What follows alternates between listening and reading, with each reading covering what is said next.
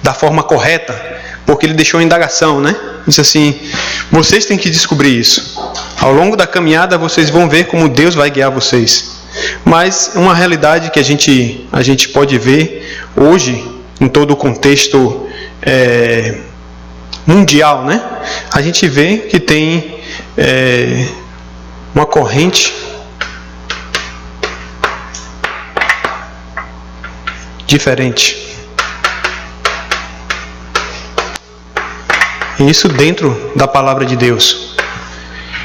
E o que é isso? A gente vê que há diferentes teologias, diferentes formas de conduzir o ministério, porém muitas dessas correntes teológicas, como no passado a gente viu na história da igreja, e hoje continua da mesma forma, a gente vê que muitos dessas teologias, dessas correntes que estão dentro da igreja, foge totalmente da centralidade do desejo de Deus, foge daquilo que Deus quer com relação à sua igreja e o seu povo. Então a gente tem que ter os olhos bem abertos para isso, né?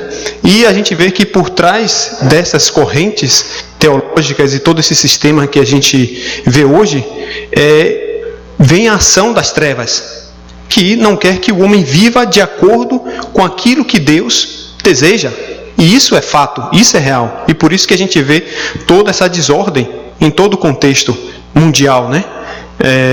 E aí eu estava lendo um livro, e ele diz assim, sobre a era industrial. E ele diz que na época, o mundo, antes da primeira revolução industrial, o mundo estava focado na parte da agricultura, né? Não tinha indústria ainda em si. Então, todos tinham só uma direção e vivia daquela forma. Mas, quando veio a Revolução Industrial, eles observaram, aqueles que estavam, né, envolvidos na Europa, eles observaram que dentro da fábrica havia um sistema.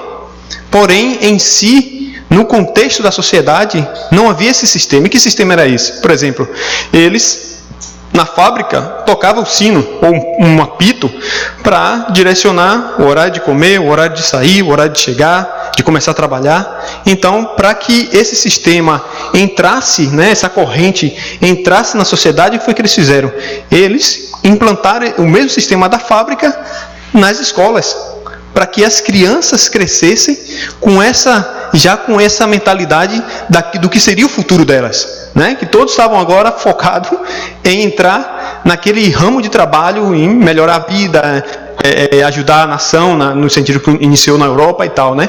Então eles mudaram o sistema, implantaram aquilo que estava sendo, vamos dizer assim, o auge, né, no momento, implantaram dentro da escola para quê? Para que a geração que fosse seguindo, elas tomassem o mesmo curso, focando, não, lá na frente a gente vai estar dentro, trabalhando ali e tal, mas o sistema em si fez com que eles movessem nessa direção, né? E a gente vê que, na verdade, essa corrente diferente, hoje, dentro das igrejas, na sua maioria, que a gente tem ouvido, né, mais ou menos 99%, estão fora daquilo que Deus realmente deseja. E essa é uma realidade. Por isso que a gente, quando o Senhor Jesus se volta para os discípulos, né, em Mateus 16, do 13 e 14, que ele pergunta aos discípulos quem as pessoas diziam que ele era, né? E aí os discípulos vão e citam Elias, Jeremias, João Batista ou um dos profetas. Na verdade, mostrando o quê? Que em si havia uma corrente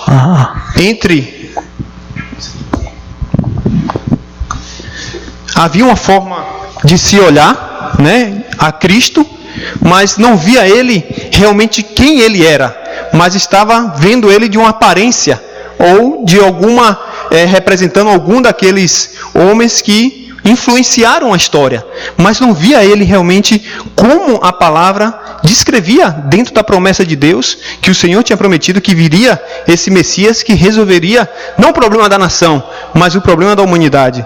Então a gente vê que todo o sistema, lógico, né? Não 100%, mas a gente vê que essa corrente que existe hoje e que na maioria, esses 99% estão dentro, eles estão tomando um curso diferente daquilo que Deus deseja. Então, é sempre bom a gente estar atento, né, a essa realidade e também examinar a nós mesmos. Em que direção eu estou seguindo? Em que corrente o meu ministério está fluindo? Ou como eu estou vendo como eu estou vendo a palavra de Deus me guiar ou revelar a vontade de Deus, que já é expressa na palavra, para a minha vida, para o meu ministério, para o meu rebanho. Mas eu vejo assim que como é precioso, né, esse tempo que Deus tem nos possibilitado de estarmos juntos e ter esse renovo através da palavra de Deus. Porque uma coisa que o Senhor tem feito é trazer aquilo que está no coração dele para nós. E ele tem revelado isso, né, de várias formas, de várias formas diferentes, mas na mesma direção e repetitivamente, né? Repetidamente. Então eu louvo a Deus por esse tempo. O Senhor nos tem dado e trouxe vocês aqui, né, de formas diferentes, de lugares diferentes, de contextos diferentes, mas nos uniu nessa direção. Então, dentro disso, eu fui ao seminário, terminei o seminário e recebi o chamado missionário. Vou só contar um pouquinho, né? Recebi o chamado missionário e fui para São Paulo para fazer teologia. E eu era de uma corrente, fui para São Paulo para fazer o treinamento missionário. Eu vim a primeira igreja que eu participei, era uma igreja extremamente pentecostal, como a gente diz, né? Todos os finais de semana, de sexta a sábado, era um monte, sempre haviam campanhas para serem realizadas, para alcançar alguma coisa, né? Tinha os cultos de quinta-feira, que era todo mundo descalço, tinha que tirar os sapatos e deixar lá no fundo da igreja, culto de libertação e por aí vai, todo esse sistema que a gente conhece na realidade do Brasil, né? Mas uma coisa que focava muito lá era a questão de que se você pecar, você vai para o inferno. Então sempre tinha que haver aquele sentimento de arrependimento, ao ponto que, não que eu dizendo que não temos que nos arrepender, mas havia essa pressão, tanto que as mensagens eram sempre direcionadas nisso. E ao ponto de que no culto de ceia, eu me lembro muito bem que na hora que os diáconos passavam a ceia, muitos irmãos diziam, não, hoje estou na bênção. E na verdade é porque estava com algum sentimento de culpa. Então não ceava, eu me lembro muito bem disso. Então estava dentro desse misticismo, né, insano, vamos dizer assim, e dessa questão do legalismo, ou da falta do entendimento daquilo que a palavra realmente diz para a gente viver dentro dessa liberdade de Cristo, né?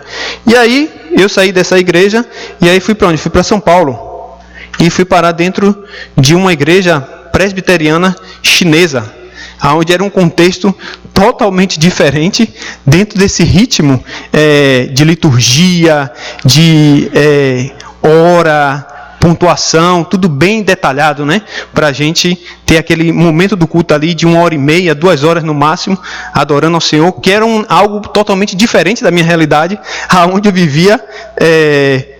O culto levava 3 horas às vezes, né? Entrava o louvor, a palavra era quase meia hora, mas vinha um louvor e tudo aquilo, mas aí eu entro em um ritmo aonde era totalmente diferente da realidade que eu vivi primeiro. E aí dentro do lugar onde eu estava nessa missão, a gente tinha um pastor que ele era conservador e ele sempre estava batendo nessa questão do pentecostal, né? Por causa da realidade dele. Então, para mim, ouvir aquilo, por causa do contexto que eu vim, era muito difícil. E tanto que eu criei uma empatia com relação a ele, porque ele estava batendo naquilo ao qual eram as minhas raízes.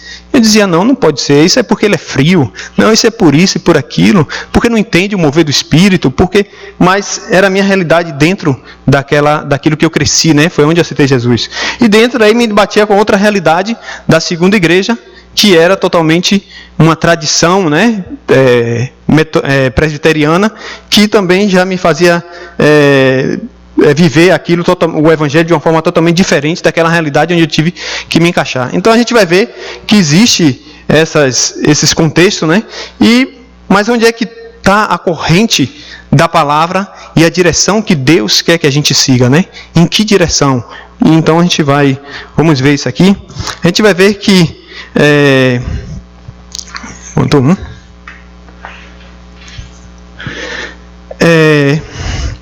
O que Deus quer que a gente... Primeira coisa dentro dessa corrente da palavra é a gente desfrutar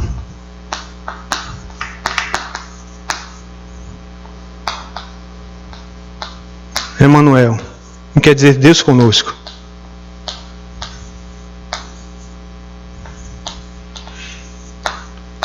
Essa é a primeira coisa. Dentro, para a gente entrar nessa corrente daquilo que Deus deseja, é a gente chegar a esse entendimento de desfrutar Deus conosco. Aí começam todas as respostas. Aí vem todo o entendimento dessa vida centrada na vontade de Deus. Por quê? Porque uma vez que a gente chega a esse ponto aqui, de Deus comigo, eu não vou estar frito ou sobrecarregado ou angustiado pelas coisas que acontecem, né? Mas o que é que vai acontecer? Eu vou estar dentro dessa centralidade de quê? Da soberania de Deus na minha vida, como um discípulo, como um servo de Deus, entendendo que, independente da situação, eu estou com Ele. E Ele está comigo. Eu me lembro que disse com uma frase, eu assisti o filme de Abraham Lincoln, a biografia, e teve um momento que ele disse assim para os soldados, né, que estavam na guerra civil e tal, dos Estados Unidos, ele disse assim: não orem para que vocês estejam, para que Deus esteja com vocês, mas ore para que vocês estejam com Deus, porque Deus já está conosco. Então, eu creio que a primeira coisa, né, a gente vendo dentro dessa realidade daquilo que Deus quer que a gente viva através dessa centralidade que a corrente da palavra nos leva, é entender essa questão de Deus comigo. Porque uma realidade muitos irmãos, muitos estão vivendo dentro da igreja, porém vivendo uma vida de insatisfação, vivendo uma vida de insegurança, vivendo uma vida de incerteza, vivendo uma vida buscando outras coisas para preencher aquilo que na verdade já está preenchido, que é Deus conosco. E dentro disso nós somos suficiente, completo e temos tudo dentro dessa realidade aqui. Mas por perder isso aqui, por a igreja perder isso aqui, ela vai estar sempre buscando outras coisas, buscando métodos, direções, tentando aplicar uma coisa nova, ver algo que vai funcionar dentro da igreja. Mas nós já temos a maior resposta, que é essa aqui, que a própria palavra vai dizer lá em Mateus, né? Mateus 1, do 21 ao 23, quando o anjo chega para Maria e diz para José, e diz, né, que Maria ia ficar grávida e teria um filho, e ele seria chamado Salvador, e que se cumpriria a palavra do profeta que diz: Emmanuel, Deus conosco. Então, a maior bênção na nossa vida e a direção da palavra é a gente estar dentro desse contexto. Por quê? A gente vai ver que no princípio, né, vamos colocar aqui, havia aqui o reino de Deus,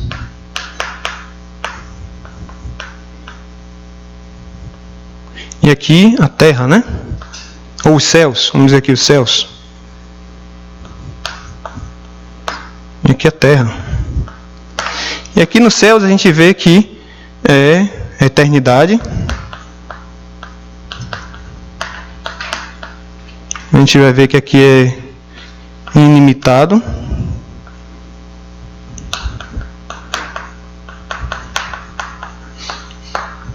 E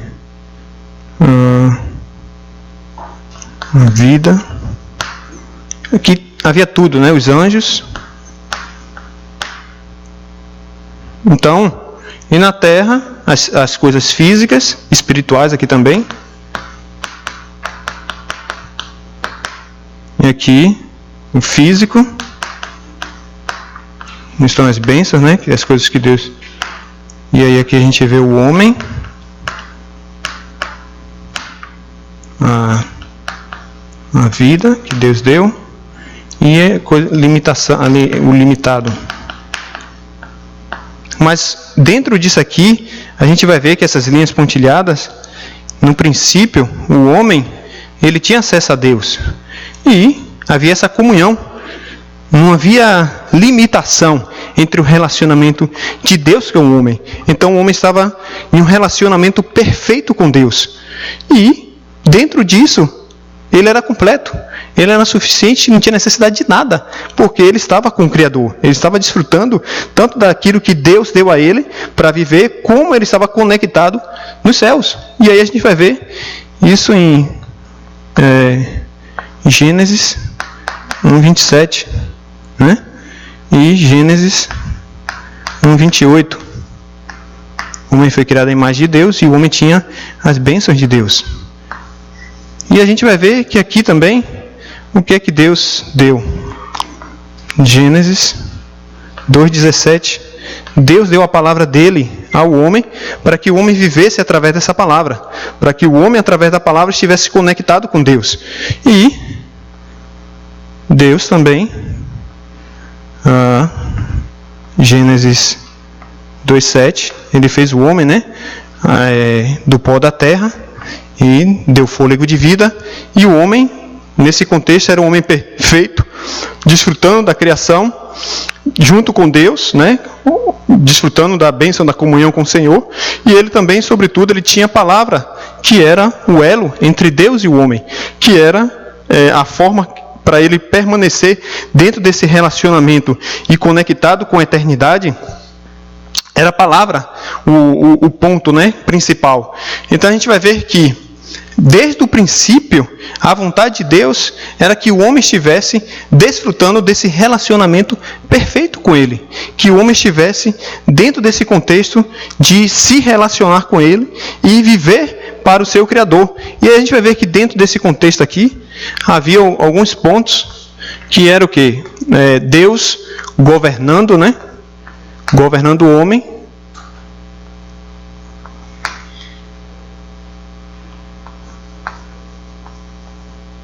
Governando. Era o homem, Deus dominando a criação. E Deus deu ao homem a bênção, né, de se relacionar com Ele. E também do homem servir a Deus. Então aqui estava Deus e o homem dentro desse relacionamento perfeito.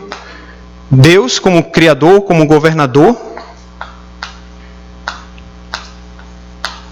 E, né, deu todas as bênçãos, deu a criação, fez tudo para que o homem estivesse desfrutando, governando. Mas o homem, da mesma forma, vendo Deus, né, se relacionando com Deus e servindo a Deus e adorando a Deus. Então, dentro desse princípio de desfrutar Deus conosco, de estar com Deus, a gente vai ver que em si não foi a vontade do homem, mas foi plano absoluto de Deus. Ao Ele criar o homem, o princípio da criação era que o homem estivesse com Deus. E não somente estar com Deus, mas que ele se relacionasse com Deus, né? Dentro desse estar com Deus, se relacionar com Deus, servir a Deus e adorar a Deus. Mas aí o que acontece? A Bíblia vai nos trazer bem claro, vou botar aqui ponto 2. Porque o homem perdeu esse relacionamento, porque o homem deixou de estar com Deus. A gente vai ver que vê a queda, né? Vou botar aqui queda. Gênesis 3, de 1 a 6. Que veio a ação de Satanás e levou o homem a estar separado de Deus. E dessa separação o levou a um estado de pecado. Que aí a gente vai ver que não somente Adão e Eva, né, mas toda a geração seguinte, Romanos 3:23, pecaram e estão destituídos da glória de Deus. Vê a ação de Satanás e o homem desobedece a palavra e cai no engano, né? E isso vem o pecado, que nós conhecemos como um pecado original. E aí o que é que vem? Vem o domínio e a ação de Satanás sobre o homem.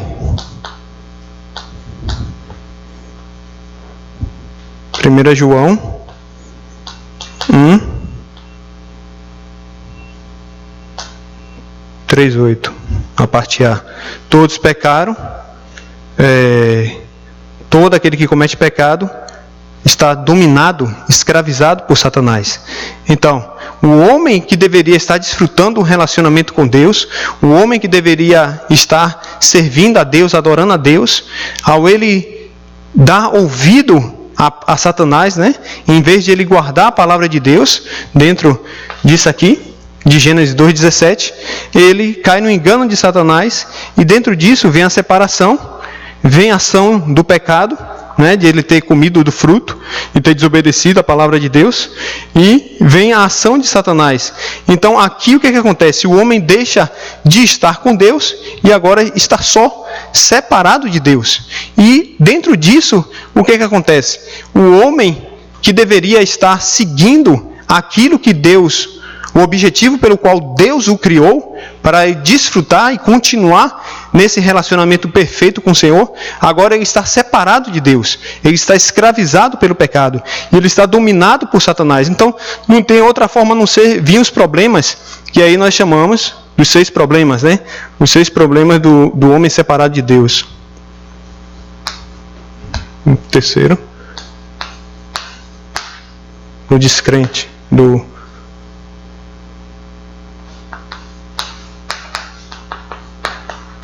os 6 problemas espirituais, que a gente tem ouvido continuamente. O homem que deveria estar desfrutando de Deus, o que é que ele acontece? Ele agora está na condição de como filho do diabo.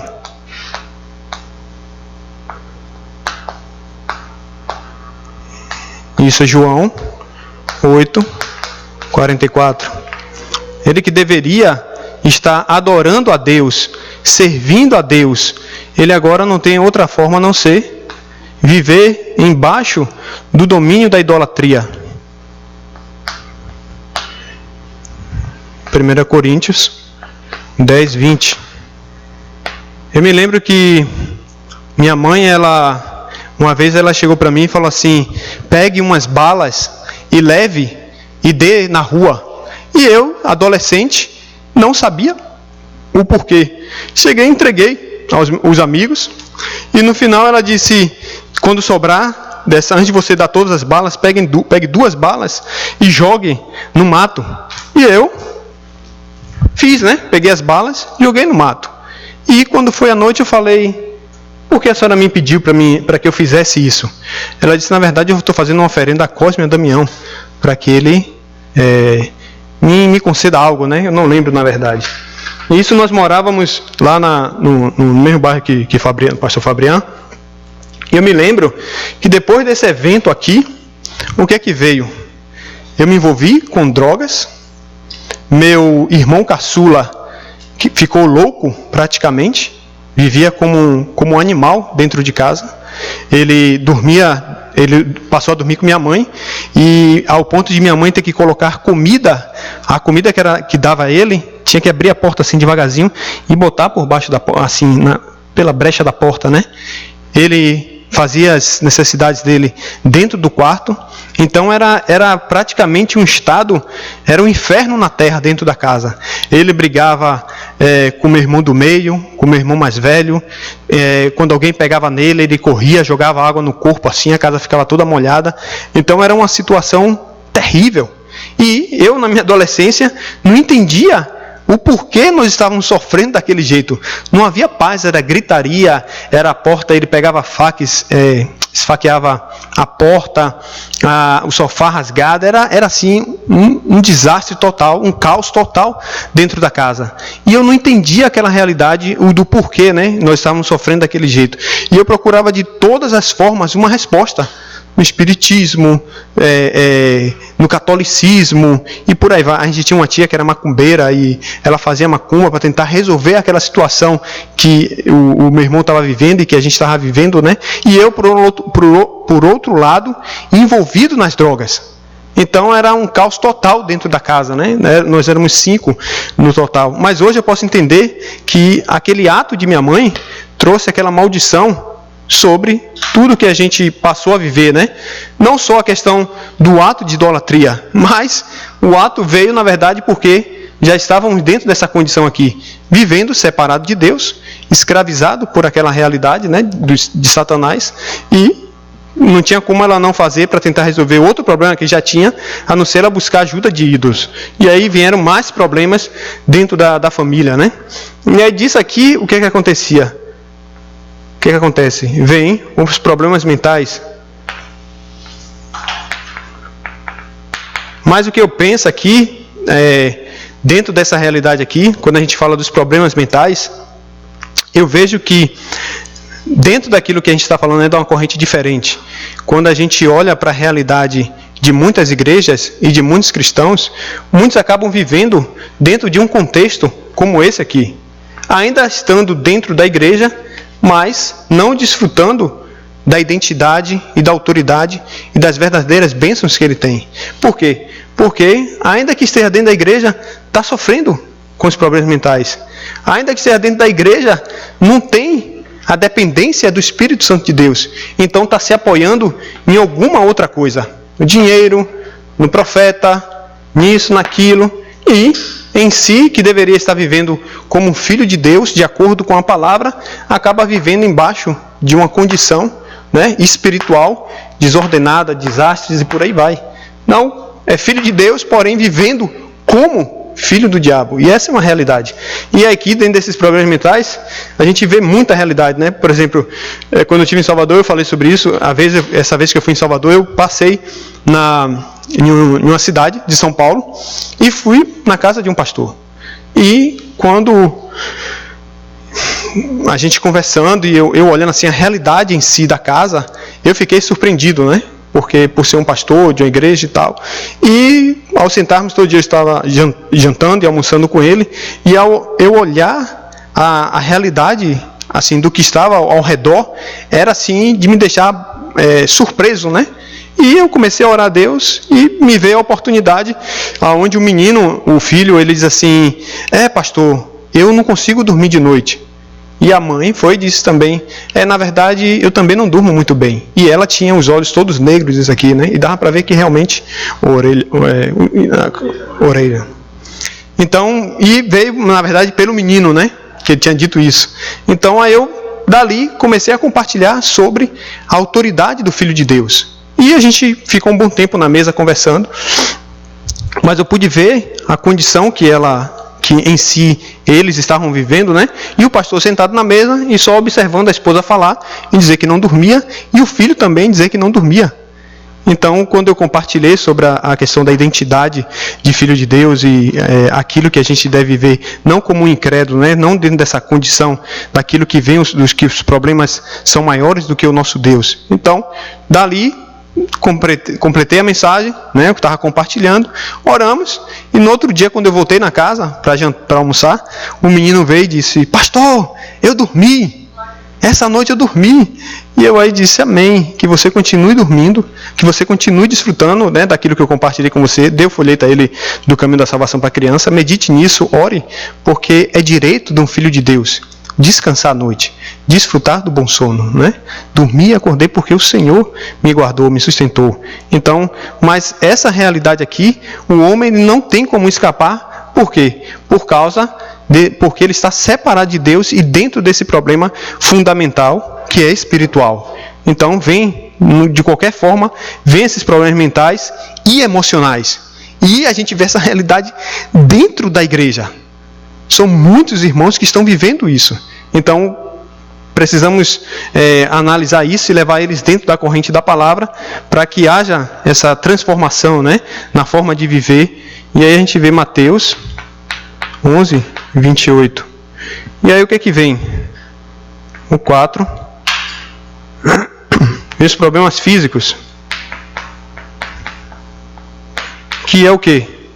Não é outra coisa a não ser o homem passou a viver dentro dessa realidade por causa do problema espiritual. E doenças incuráveis, doenças indiagnosticáveis, doenças por descuido nosso, e a gente acaba caindo nessa realidade, em vez de desfrutar de uma vida com saúde, para ser testemunha e continuar dentro daquilo que Deus quer, mas muitas vezes o corpo impossibilita. Mas por quê? por causa do descuido, por causa desse problema aqui, né? Dos problemas mentais, da aflição disso, da insegurança, e acaba vindo a consequência dos problemas físicos, e impede da gente viver aquilo que Deus tem. Então, a questão, há 2 semanas atrás, né, eu me vi dentro de uma condição dessa, e eu clamava a Deus, Deus, me ajude, nunca tinha passado por aquilo, de não poder me mover, e não poder deitar nem me sentar, mas, quando, naquela situação, eu pude ver quão precioso é a nossa saúde, né? Nem deitar, nem me levantar da cama eu podia. Eu tinha que me arrastar, mas não podia me sentar e me levantar. Eu tinha que me arrastar e procurar um jeito para me levantar. Mas que o Senhor guarde e nos dê essa força física para a gente poder viver aquilo que Ele tem através do nosso corpo físico, né? Para ser uma testemunha aonde Ele nos enviar com essa força e essa saúde. Então aqui vem o que? Vem Atos 8, 44. De 4 a 8.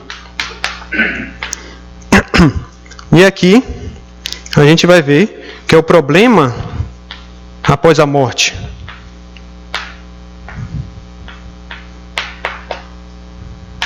Que é o que? É o homem na sua aflição, preso em todo esse contexto aqui. A aflição não para.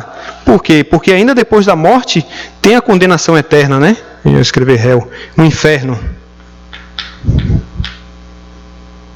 E é o julgamento, Hebreus 9, 27. Então a gente vai ver que essa realidade não é só do incrédulo, mas muitos cristãos estão aflitos. Por quê? Porque não tem segurança da salvação. E não sabe se vão para o céu ou se vão para ter a vida eterna, ou se vão para a eternidade. Se vão para uma morte eterna ou uma vida eterna. Eu me lembro que o pai de Ruth, ela teve o pai dela tem 30 anos de cristão, e ele teve recente, uns 2 anos atrás, ele teve um derrame. E Ruth saiu daqui desesperada, compramos a passagem e tal, e ela foi para o Brasil. E lá, quando o pai se recuperou, ela chegou para o pai e perguntou, pai, o senhor tem certeza da sua salvação? E a resposta que ele deu para ela foi, Deus sabe, minha filha. No momento que eu partir, se eu estiver bem com Deus, eu vou ter a vida eterna. E ela chocou, né? Porque o pai e a mãe, ela nasceu, os pais já estavam na igreja. E fundaram a igreja no interior, ele é porteiro, presbítero, isso e aquilo, tem todo um contexto dentro da igreja, porém, sem segurança de que se ia para o céu ou não tinha certeza se ia para o céu ou se a condição dele era levar ele para o inferno. E aí ela passou o tempo que ela esteve lá compartilhando com ele a mensagem do Evangelho, né? Para dar a ele uma segurança, para levar ele a ter um entendimento claro do que a palavra diz com relação à vida do Filho de Deus. E aí no final ela disse assim, e eu disse, e no final como foi? Não, quando eu perguntei, quando eu estava saindo de lá, ele disse, não, eu vou para o céu. Então a segurança veio ao coração dele, né?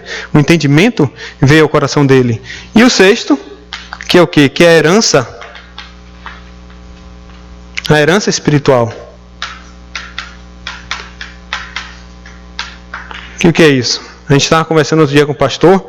Na verdade, se a gente for observar, aquilo que a gente vive dentro de casa, aquilo que nós vivemos no nosso cotidiano junto com nossos filhos, é a forma mais prática a qual a criança recebe. É a forma prática em que a criança recebe. Ela observar a vida dos pais. Então a gente vê que dentro de uma realidade dessa condição aqui do problema espiritual, dos 6 problemas, o homem, ele vivendo dentro dessa condição aqui, não tem como a criança não seguir vivendo da mesma forma, embaixo de uma maldição, embaixo de um problema, e seguindo aquilo que os pais deixaram como herança. Mas o pior de tudo é essa herança espiritual, que é o estado em que o homem está separado de Deus, e que, se ele não chega a essa centralidade, o entendimento do Evangelho em Cristo, o que é que vem? Os filhos vão passar pelo mesmo problema e darem continuidade àquilo que está sobre a vida deles, né? Então a gente vê aqui Êxodos 20, do 4 a 5, a maldição até a 3ª e a 4ª geração. Né, daqueles que aborrecem, tomam o curso da idolatria separado de Deus.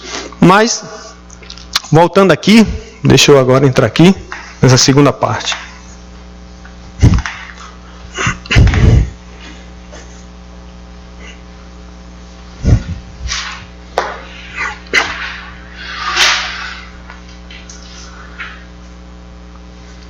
Então, olhando para essa corrente da palavra, a gente vai ver que tudo que Deus, ao princípio, ao Deus criar todas as coisas, Deus usou a palavra dele, não é assim? E no livro de Gênesis 1, diz assim: no princípio criou Deus os céus e a terra era sem forma e vazia, e as trevas cobriam a face da terra, a face do abismo, e o Espírito de Deus se movia sobre a face das águas. Então a gente vai ver que no princípio criou Deus o céu e a terra. Então a gente vai ver que já no princípio, antes desse evento aqui de Deus dar a palavra ao homem para que o homem vivesse através da sua palavra, Deus já tinha manifestado a palavra dele. Deus já tinha revelado a palavra dele de uma forma para trazer vida àquilo que estava em trevas, àquilo que estava no caos. Então a gente vai ver que Deus, ele move, todas as coisas foram movidas no mundo e sobre a vida do homem através da palavra. Não é assim? Então a gente vê aqui Gênesis 1:1, não é? A palavra. E aí a gente vai ver que dentro dessa corrente da palavra, vem aqui a luz, né? Vem aqui a vida, e vem luz e vida. Trouxe a luz e trouxe a vida, a formação de todas as coisas. E a gente vai ver que também em Ezequiel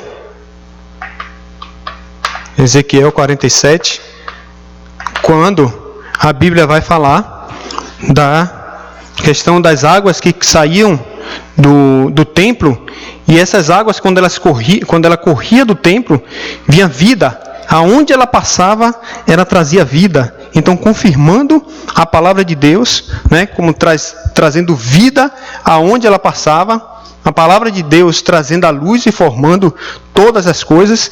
Então, a corrente da palavra é a direção daquilo que traz a vida sobre a vida do homem, que traz a vida em todo o contexto em si, da realidade do mundo, né? Então a palavra de Deus, ela tem o poder de trazer a vida e trazer a existência a todas as coisas. E o que nós devemos ver muito claro, como Deus segue guiando a sua igreja através da palavra. Então isso a gente tem que estar sempre atento, de ver como Deus segue guiando a sua igreja através da palavra. Então o primeiro ponto, e que é muito importante, que é a palavra do púlpito.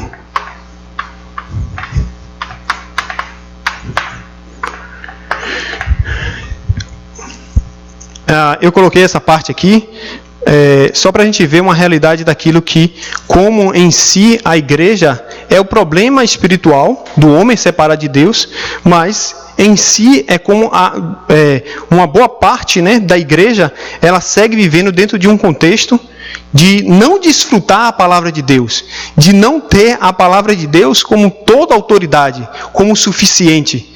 Porque se estivesse tomando a palavra de Deus como ela é, com certeza ela não estaria vivendo, ou não estaria vivendo dentro dessa realidade e vivendo no caos e no vazio. Mas ela estaria vivendo uma vida abundante. Por quê? Porque a palavra em si, ela traz luz. E ela traz clareza ao estado do homem. E a palavra traz vida. E aí é o que a gente vê em Ezequias 47, né?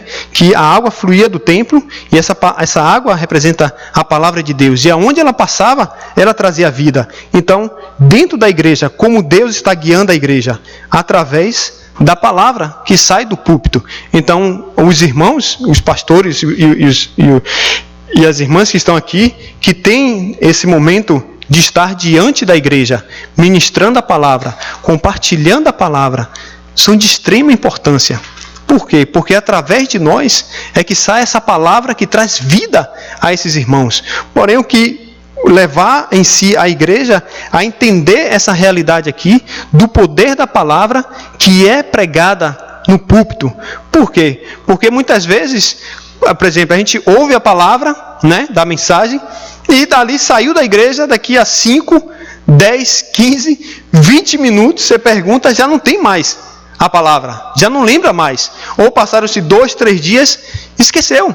Por exemplo, eu vou perguntar, a palavra desse domingo que nós recebemos na Igreja da Graça, lembra?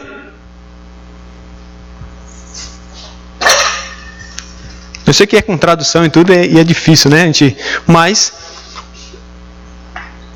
a palavra da mensagem que recebemos, a mensagem que recebemos nesse domingo, o pastor falou da primeira coisa, o que foi que ele disse? Ele disse que era para confirmar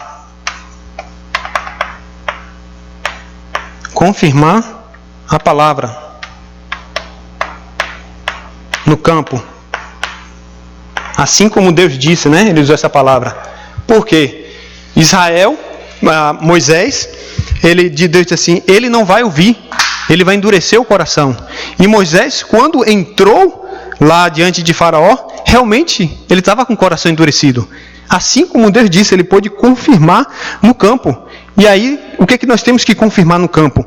É o estado em que o homem se encontra. É o estado em que o homem que deveria estar desfrutando dessa bênção, dessa eternidade, desse relacionamento, adorando unicamente a Deus, ele não está. Mas ele está dentro daquele estado ali de maldição, de perdição, de desastre, de domínio das trevas. Então a mensagem foi, vá ao campo e confirme o estado em que o homem se encontra. E dê a palavra.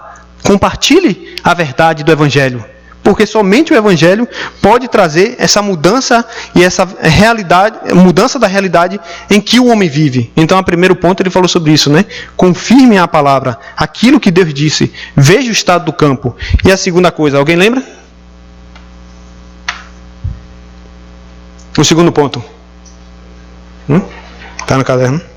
O segundo ponto ele falou da palavra, da gente confirmar, né, ter tópicos de oração através da palavra. Tópicos de oração através da palavra. Tópicos.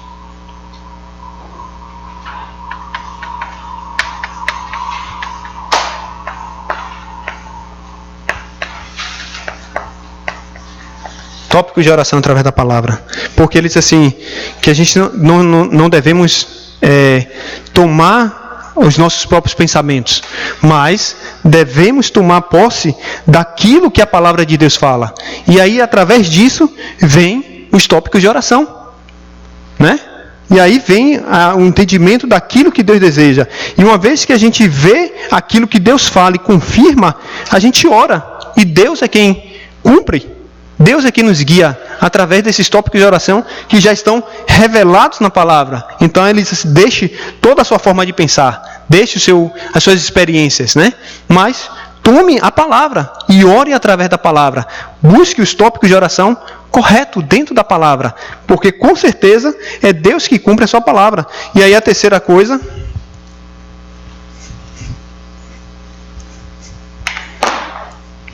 foi o quê? A palavra eterna, uma semente, né? Ele diz assim, a palavra quando ela cai numa terra boa, ela produz 30, 60 e 100. Então, esse deve ser o nosso coração deve ser esse solo para receber a palavra. Porque a palavra, ela é eterna, ela não muda.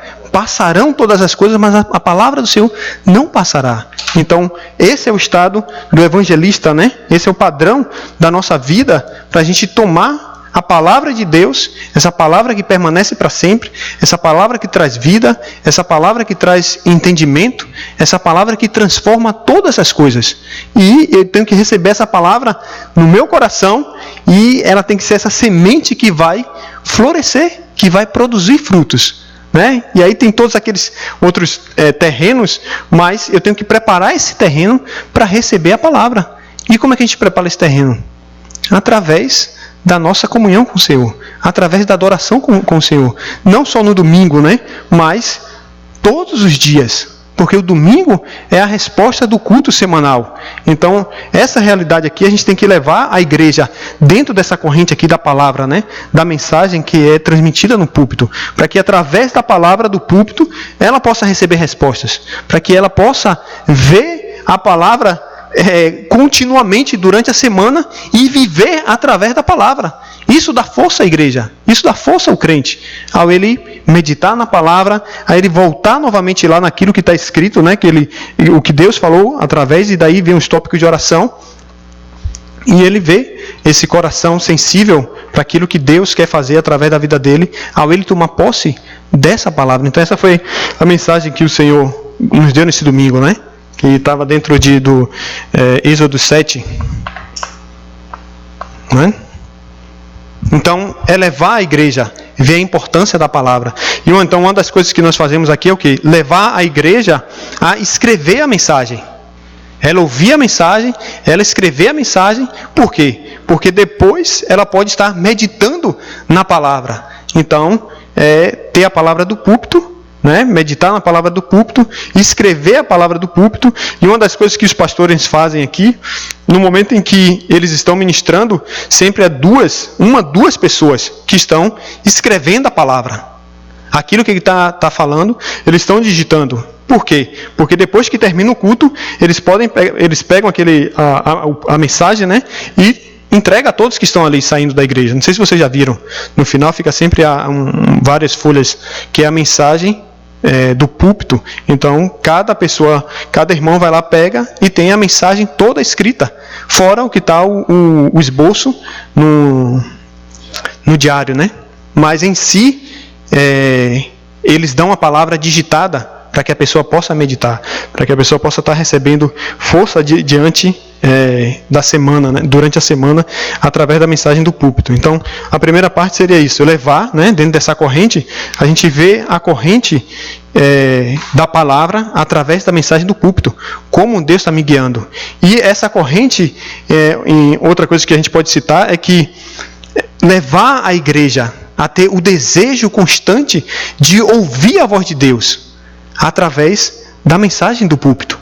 Levar ele a entender que Deus está vivo e Deus segue nos guiando através da sua palavra. Da mesma forma, quando a gente lê no livro de Neemias, quando o povo, num determinado momento, Esdras vem e transmite a palavra ao povo, não é assim? E todos se põem de pé a ouvir a mensagem e diz amém.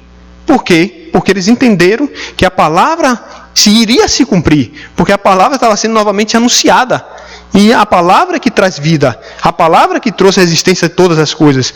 Então é através da palavra do púlpito, através do mensageiro, aquele que Deus levantou na igreja, a igreja tem que receber essa palavra, a igreja tem que estar desfrutando dessa mensagem. Então, sempre levar esse contínuo entendimento, né, à igreja, para que ela possa ver essa verdade. Por quê? Porque se ela não chega ao entendimento dessa soberania, né, de Deus,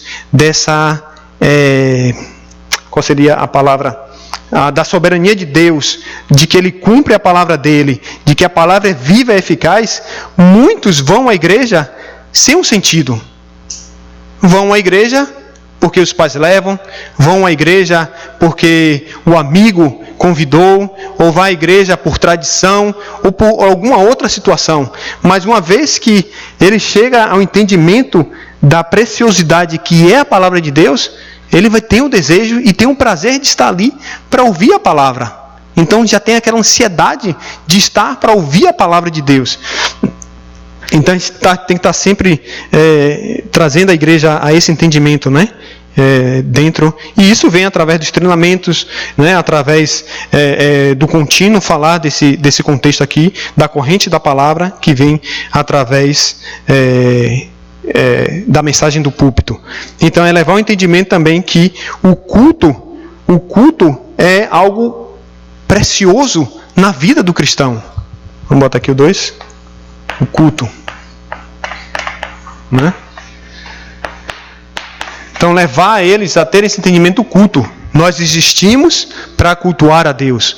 Nós existimos para louvar a Deus. Esse foi o princípio da criação.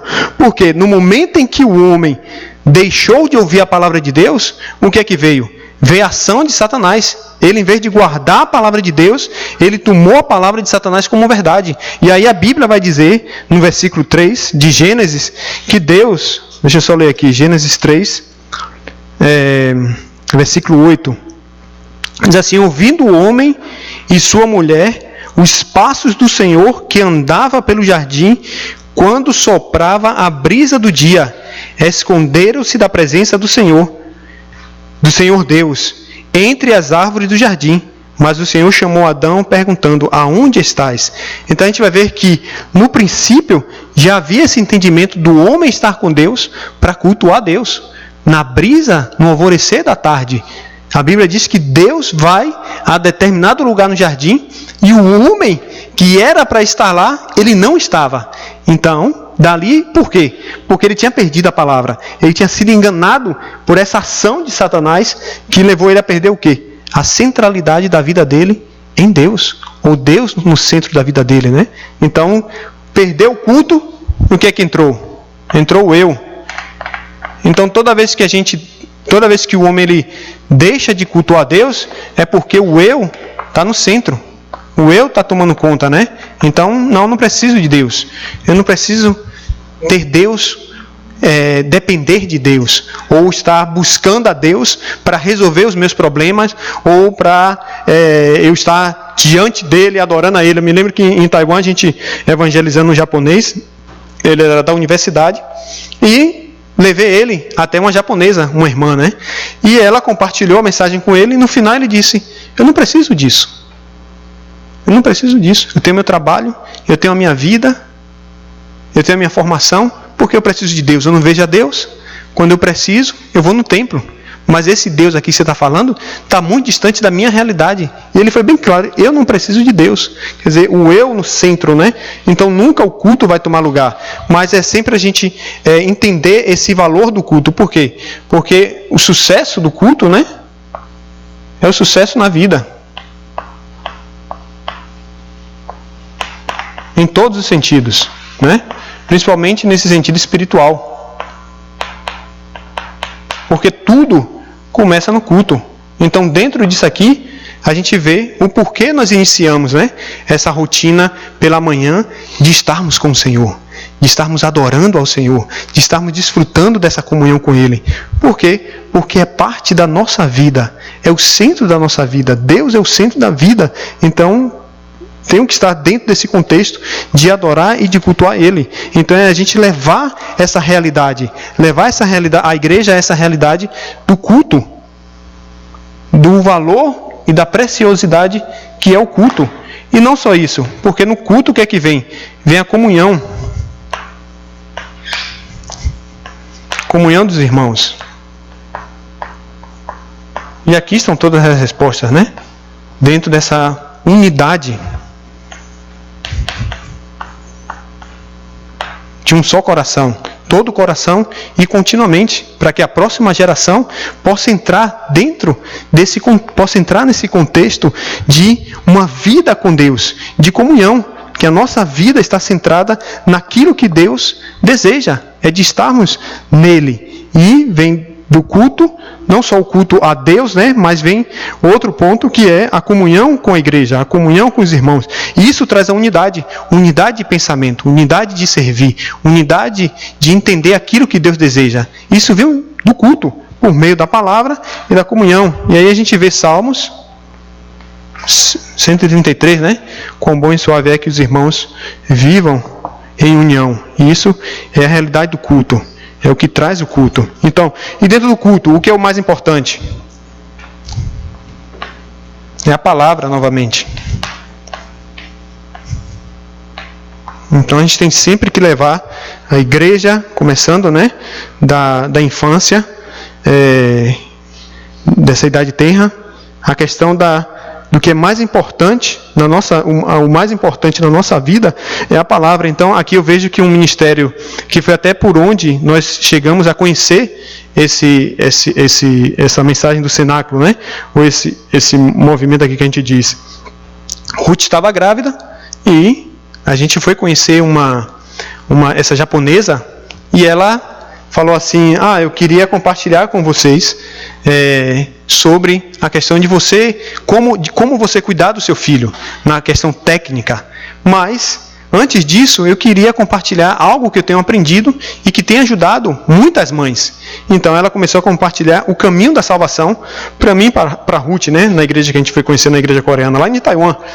E dali ela disse assim, isso aqui você pode começar a transmitir para o seu filho, desde o ventre. Compartilhe com ele, fale com ele de Cristo e desfrute disso também, porque quanto mais você desfrutar dessa vida como discípulo, vai influenciar a vida do seu filho. Então, aí eu vejo muito claro que é o quê? Que desde o ventre, a criança começa a ter contato com a palavra. A criança começa a ter um contato com Deus, através da mãe, através dos pais. Então, traz todo esse senso de entendimento do que é a palavra de Deus, do poder e da ação, do poder da ação da palavra de Deus sobre a vida da igreja, sobre a vida do crente, como essa palavra influencia, como eu devo viver através dessa palavra. Então, é um ministério que a gente chama ministério pré-natal. Então, desde o ventre, a criança começa a receber a palavra. Então, isso a gente tem que ver dentro do nosso campo, né? Deus nos dá discípulos para a gente levantar dentro desse contexto pré-natal, para que haja essa corrente começando desde o ventre dos pais, né, como discípulo, e levantando os filhos como discípulos, né? E tendo esse entendimento da importância do poder da verdade, que é a palavra de Deus. Então, o que vem? E aí a gente vai ver também que essa palavra, quando ela vem da parte de Deus, né, sobre nós, na igreja, a gente recebe ela com a palavra rema. Ou Deus fala conosco através da sua palavra, que vem direto ao nosso coração. Né? Muitas vezes a gente está na igreja e a gente ouve, uau, Deus me trouxe a resposta. Ou você está em uma situação, né, a palavra rema, a gente está na situação... A gente está em uma situação durante a semana e a palavra do púlpito me traz, com relação à situação que eu estou vivendo, a palavra do púlpito vem como resposta naquela semana. Não é assim? Então, Deus ele sempre traz, por quê? Porque Deus vê, não como o homem vê, ele vê além. Ele vê a situação que a gente vai passar durante a semana.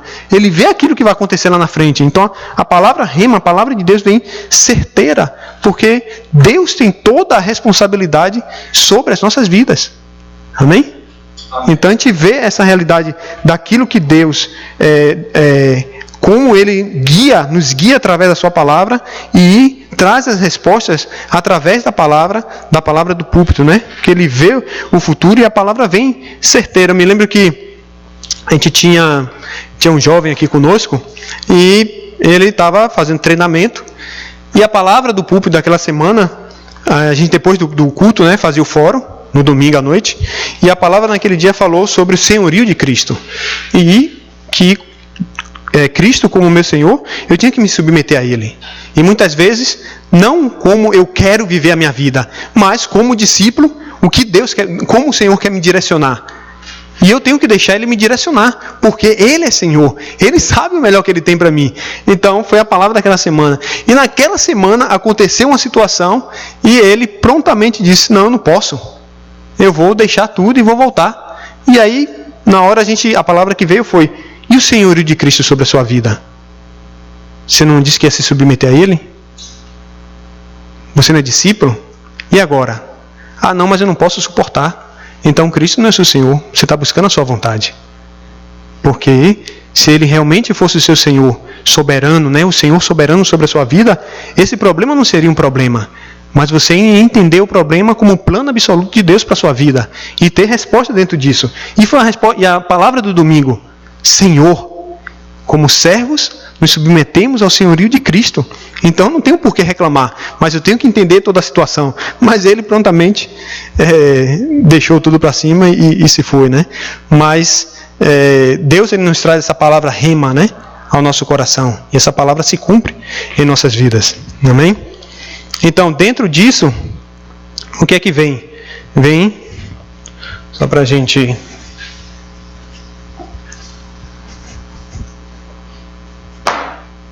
Vem um ponto 3, né? Que é a prática. A prática dessa palavra. E dentro da prática, a gente sempre tem falado sobre os 3 hoje.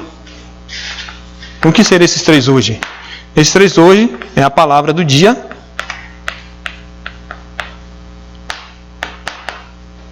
É a oração. E o evangelismo.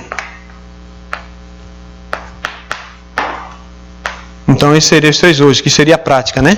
A gente ouve a palavra, né? A teoria vem ao nosso coração, vem o entendimento, mas temos que pôr ela em prática. Então, como pôr a prática? A primeira coisa é os 3 hoje, que seria a palavra.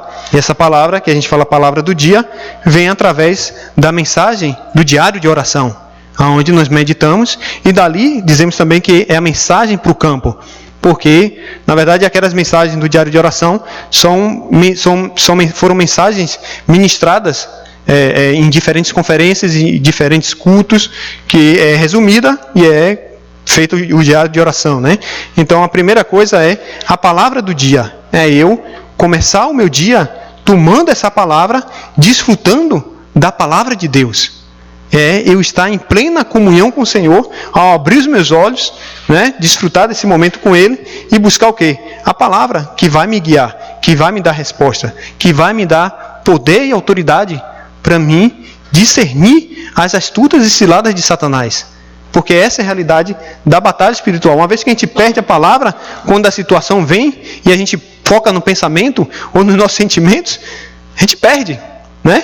Fica aflito, preocupado, ansioso, mas uma vez que a gente foca na palavra, e isso começa durante o nosso dia, a palavra toma lugar. E quando vem essa ação das trevas, quando vem a situação, a dificuldade, a palavra tem autoridade e domínio sobre a minha vida. Não é assim? Então não tem um porquê eu tomar em si aquilo que está na minha mente. Mas uma vez que a gente toma a palavra, e a gente vai ver isso muito claro, né?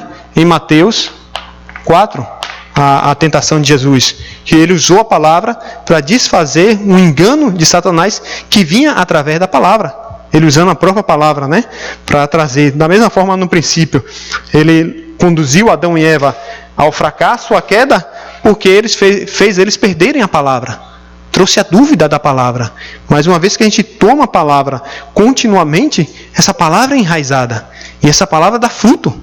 E vem através da nossa confissão dos nossos lábios. Vem através das nossas atitudes. Vem através do nosso relacionamento com as pessoas. E, sobretudo, esse relacionamento contínuo com o Senhor.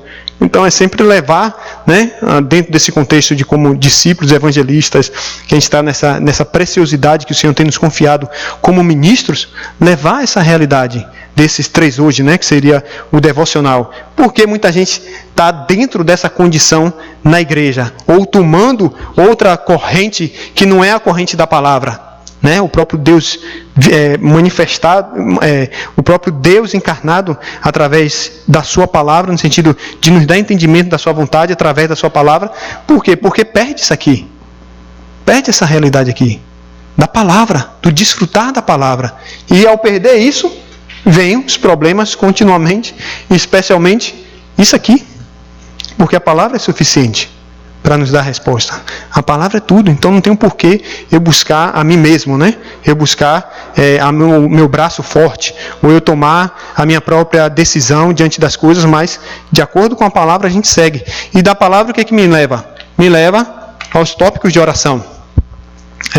Ouvindo a palavra, né, meditando na palavra, o que Deus me falou através dessa palavra. Em que direção eu tenho que orar? O que é que Deus quer que eu foque durante esse dia? Através da palavra, né? Então vem a oração. E a oração nos traz o quê? O entendimento, né, dessa vontade soberana e perfeita de Deus. E me leva a preparar o meu campo. Aonde é que eu vou hoje? Qual é a minha agenda? Quem são as pessoas que eu vou encontrar? Então, dentro disso, eu começo a orar. E não somente isso, né? A gente vê esses 3 hoje aqui, a gente pode começar na noite anterior. Porque muitas vezes você acorda, né, dependendo da sua atividade, daquilo que você faz, você já acorda já, né, às vezes na correria, naquilo, mas se a gente parar, que seja 20 minutos, né, 20 minutos na noite, e preparar aquilo que a gente vai fazer no outro dia, tem muito eficaz. E é bem mais sucedido, né? Como seria a palavra? Eficaz, vamos dizer assim. Mais eficaz. Então, e aí dentro de há um estudo que diz assim, aquilo que a gente ouve, vê ou medita na noite anterior, né? Seja 20 minutos, meia hora, fica no nosso subconsciente. Isso reflete no outro dia. Né? Você assiste um filme, você acorda pensando nele. Ou seja lá o que, né? Dormiu com a música, ela vai trabalhar. E a mesma coisa, quando a gente prepara a palavra, a oração e aquilo que a gente vem da nossa agenda, tem uma diferença muito grande no outro dia. Então, dentro dessa oração, eu vou orar pelas pessoas que eu vou encontrar. E uma vez que a gente ora, Deus sempre abre as portas. Porque Ele quer cumprir a vontade dEle, que é salvar vidas. E nós somos esse alvo, né? Esses agentes principais para levar essa mensagem do Evangelho. E dentro disso aqui vem a resposta do nosso evangelismo de hoje, né? Que é eu ter a resposta. Só que uma das coisas que a gente faz dentro do evangelismo, muitas pessoas, né? A gente conhecemos, parentes, amigos, pessoas da igreja, as pessoas que saíram. Então a gente acostuma tem um hábito de fazer o quê? Pegar 30 nomes de pessoas, né? Ele bota aqui pessoas. 300 nomes de pessoas. E escrever e começar a orar por essas pessoas. E aí a gente vai ver como Deus vai nos guiar para a gente ter esse momento de compartilhar a palavra com elas. Então, dentro dessa prática, né, vem esses 3 hoje, que é a palavra, a oração e evangelismo. Então, medito na palavra, eu oro, e dentro dessa oração eu me preparo, né, tanto na questão de orar pelas pessoas, como também os materiais que nós temos que usar, né, de evangelismo. Então, todo o processo, né, para viver uma vida de evangelista. Então, a gente levar isso dentro desse processo de levantar discípulos, de preparar esses irmãos para a obra que Deus tem nos chamado para fazer. Amém? 300 mesmo? 300. 300 pessoas.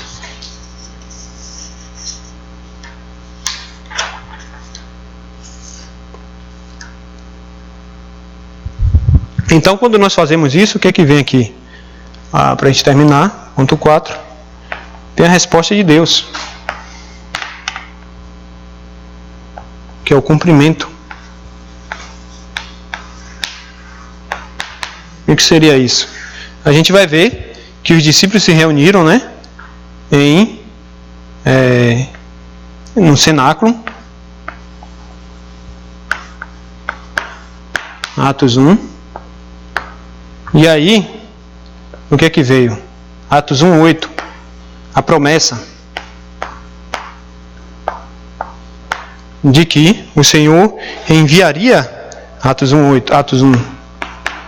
eles se reuniram, de que viria a promessa do Espírito Santo, e esse nos levaria a ser testemunhas. Então, eles entraram nesse processo de estarem reunidos, Atos 1:14, em oração, buscando o cumprimento da promessa. E o que é que veio a resposta? Como foi que veio a resposta?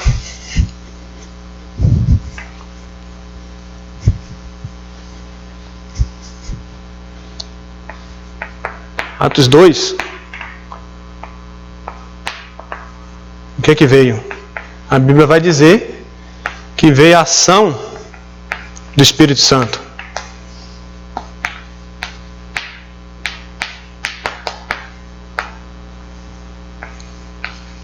No dia de Pentecostes. Então vê a ação de Deus. Porque na verdade nos preparamos, né, todo esse processo, mas não é o nosso esforço, não é aquilo que o nosso método em si, mas é a ação do Espírito Santo de Deus para cumprir a vontade de Deus. Porque o mais que a gente tente fazer, nos esforçar, muitas vezes não funciona, não acontece.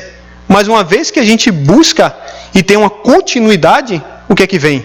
Vem a resposta de Deus através do seu Espírito Santo, trazendo a existência de todas as coisas. Então a gente vê que todos os avivamentos, os movimentos que ocorreram de época em época, partiram da onde? Da palavra, da oração e da prática. Então, mas o que veio em si foi a resposta de Deus para trazer a vida, para trazer a vontade dele sobre as pessoas, porque é ele que move todas as coisas, né? O querer e o efetuar é do Senhor, mas a ação é do próprio Espírito de Deus, que traz a resposta na nossa vida e no nosso campo. Então, não é o nosso esforço, não é o nosso método, mas é a ação de Deus para que tudo tome lugar aonde Ele quer que a sua vontade se cumpra, né? E que a gente possa nos desafiar continuamente dentro dessa corrente da palavra, né? Focando na palavra do púlpito, nesses 3 hoje, e levando os nossos discípulos a essa direção. Porque aí vem as respostas. Não a resposta nossa em si, daquilo que nós almejamos, mas em si daquilo que Deus deseja, para a gente viver dentro dessa centralidade dele, que é o quê? Vamos ver aqui, Atos 2. Atos 2, do 9 a 11. O que é que vieram? Vieram nações que aceitaram, 15 nações, né? Ouviram o Evangelho e entenderam a palavra de Deus. Eu me lembro que eu fui em Euclides da Cunha, e lá eu compartilhando a palavra, interior da Bahia, né? Eu compartilhando a palavra, e é um interior pequeno, e na hora eu falei com os irmãos, né, que a gente tinha que buscar essa resposta de Deus como igreja, né? Mesmo ali naquele contexto. Mas ao mesmo tempo eu fiquei pensando, que estrangeiros eles têm aqui para compartilhar a palavra? Quem será esses estrangeiros que estão dentro dessa terra que é pequena, né? O interior da Bahia, e o acesso, a distância e tudo da capital? Mas eles disseram, os cubanos estão aqui. É o lugar de Salvador, da Bahia, onde há mais cubanos, que na época seriam os mais médicos, né? Estariam lá naquela região. Então, em todos os lugares Deus tem preparado o cumprimento da palavra dele, né? E a gente tem que viver essa realidade aqui, ter essa resposta de que Deus é quem abre essas portas para que se cumpra esse movimento da evangelização mundial que ele quer nos direcionar. Eu me lembro quando eu fui em Portugal, a gente estava lá em Monte Alegre, no lugar onde o pastor Alexandre faz o trabalho. E o lugar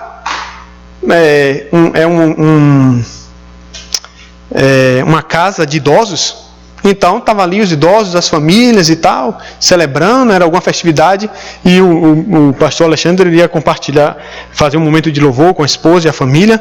E um dos pontos que, quando a gente foi a Portugal, que nós estávamos em oração, era encontrar também esse sistema, né? Dentro disso estão os estrangeiros, dentro disso estão em si os multiculturais, né? Dentro desse sistema de Deus, aquilo que Ele quer, através desse mover dessa corrente da palavra. E eu estava ali orando, Deus, nesse campo aqui de Portugal, traz a resposta nesse sentido. E aí o que veio? Dentro daquela casa, uma senhora me chama. E era uma francesa, casada com um português. Então, ela falou assim, eu tenho 2 irmãos pastores. E eu queria que eles ouvissem a palavra, o evangelho, né? Ela falou assim, na verdade ela falou, não que queria que a gente não compartilhou a palavra, nada, mas ela assim, eu queria que vocês se conectassem com eles, para conversar com eles e tal. Então eu vi na oportunidade um campo aberto, um campo que Deus está preparando, né? E aí através dela, me conectei com ela, né? E aí ela me conectou com o irmão dela, que está numa ilha, olha só, a ilha, o pastor Joel, o nome dele. A gente tem aqui a África, e a ilha está aqui. Uma ilha bem pequena, aqui é a África do Sul. E a ilha está aqui, África do Sul aqui, né? E a ilha está aqui. Então, através dela, eu entrei em contato com ele e hoje estou enviando uma mensagem em francês para ele. E o ano passado, no final do ano, ela viajou de Portugal para lá. E lá ela me ligou e falou, conversa aqui com meu irmão e tal. E aí tive aquele momento com ele, então uma porta se abriu. Eu estou esperando o horário de Deus, né? Para a gente dar continuidade e ver. Mas eu digo assim, a gente seguir aquilo que Deus quer dentro dessa dependência, não tem outra forma a não ser, através da oração, o Senhor abrir as portas. E Ele cumprir a vontade dEle. Então que o Senhor possa estar nos direcionando aquilo que é Mateus 24:14, né? A resposta da evangelização mundial, amém? Junto com Atos 1:8. Então a gente vamos descansar para a gente depois entrar na outra palavra. Vamos orar. Pai, nós queremos te agradecer e te louvar, porque são tantas as correntes que estão no meio da tua igreja, e que muitas vezes tem aparência de sucesso, de grandeza, de nomes, mas que na verdade estão buscando outras coisas que não é a tua vontade, Senhor. Porque sabemos que a tua vontade é o que está escrito em Atos 1:8, mas recebereis poder ao descer sobre vós o Espírito Santo, e serei minhas testemunhas em Jerusalém, toda a Judéia, Samaria e até os confins da terra. E a tua palavra nos traz essa resposta, Senhor. E nós queremos viver através da tua palavra, da corrente da tua palavra, que nos leva em direção à evangelização mundial.